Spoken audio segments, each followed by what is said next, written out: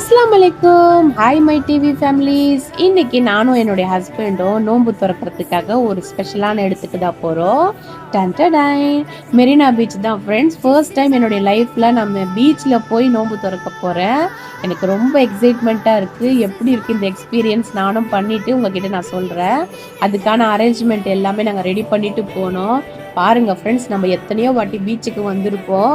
ஒரு வாட்டி கூட நான் இங்கே வந்து நோன்பு திறந்ததோ தொழுததோ கிடையவே கிடையாது. இப்போ தான் நான் ஃபர்ஸ்ட் டைமாக இந்த எக்ஸ்பீரியன்ஸ் நாங்கள் பண்ண போகிறோம். பெட்ஷீட்லாம் நான் போகும்போதே எடுத்துகிட்டு போயிருந்தேன். நோன்பு திறக்கிறதுக்காக என்னென்ன தேவையோ பிளேட்டு, ஸ்பூனு, அந்த கஞ்சி குடிக்கிற பவுலு எல்லாமே நான் எடுத்துகிட்டு போயிருந்தேன். தண்ணியும் எடுத்துகிட்டு போனேன், கஞ்சியும் வாங்கிட்டு போனேன். ஃப்ரெண்ட்ஸ், நம்ம என்ன தான் வாங்கிட்டு போனாலும் கஞ்சியும் மிஸ் பண்ணலாமா? நல்லா கஞ்சியும் நாங்கள் எடுத்துகிட்டு போனோம்.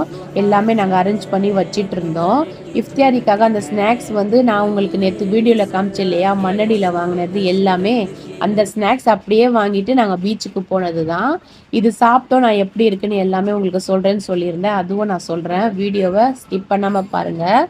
எல்லாமே நான் ஒன் பை ஒன்னாக நான் அரேஞ்ச் பண்ணி வச்சிட்டு இருந்தேன். கொஞ்சம் ரொம்ப ஷையாகவே இருந்துச்சு ஃப்ரெண்ட்ஸ். ஏன்னா எல்லாரும் நம்மளே குறுன்னு பார்க்குற மாதிரியே எனக்கு தோணுச்சு. ஏன்னா வந்து பசங்க எல்லாம் ஓடிட்டாங்க, எங்கே இருந்தாங்க, என்னடா இது கடையை திறந்து வச்சிருக்கிறோமே அப்படின்னு ஒரு ஃபீலிங் இருந்துச்சு எனக்கு. அதுக்கப்புறமா வந்து எல்லாம் ஒன் பை ஒன்னாக எல்லாம் எடுத்து வச்சுட்டு நாங்கள் போகும்போதே வந்து உள்ளே என்ட்ரி ஆகும்போதே 6 o'clock இருந்துச்சு. அதுக்கப்புறமா கொஞ்சம் கொஞ்சமாக டைம் ஆகிட்டு 6:20 வரைக்கும் ஆயிடுச்சு.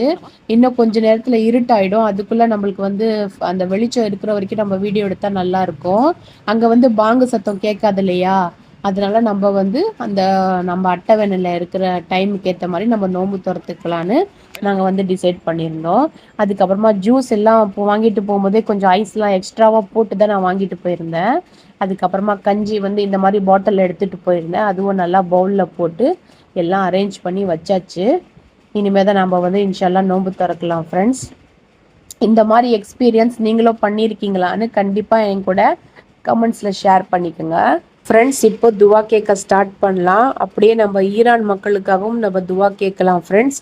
யா அல்லாஹ், ஈரானில் மக்கள் சந்திக்கும் பயம், வலி, குழப்பம் அனைத்தையும் நீ சுலபமாக்கி விடு. அவர்களின் நிலத்தை அமைதியான நிலமாக மாற்று. யா ரஹீமே, குழந்தைகளை காப்பாற்றி தாய்மார்களுக்கு சபர் கொடுத்து குடும்பங்களை பாதுகாப்பாக வைத்திரு யா அல்லாஹ். அநீதியை நீ அகற்றி அமைதியையும் சமாதானத்தையும் அங்கு நிலைநிறுத்து. உன் பாதுகாப்பு அவர்களை சுற்றி இருப்பதாக ஆக்கிக்கொள் யா அல்லாஹ். இறந்தவர்களுக்கு ஜன்னத்தில் ஃபிர்தோஸும் காயமடைந்தவர்களுக்கு ஷிஃபாவும் பயந்துள்ள இதயங்களுக்கு அமைதி அளிப்பாயாக யா அல்லாஹ். இந்த அனைத்து பிரச்சனைக்கும் ஒரு தீர்வு கிடைக்க வேண்டும். ஆமீன். எல்லாரும் நம்ம துவால ஷாமில் பண்ணி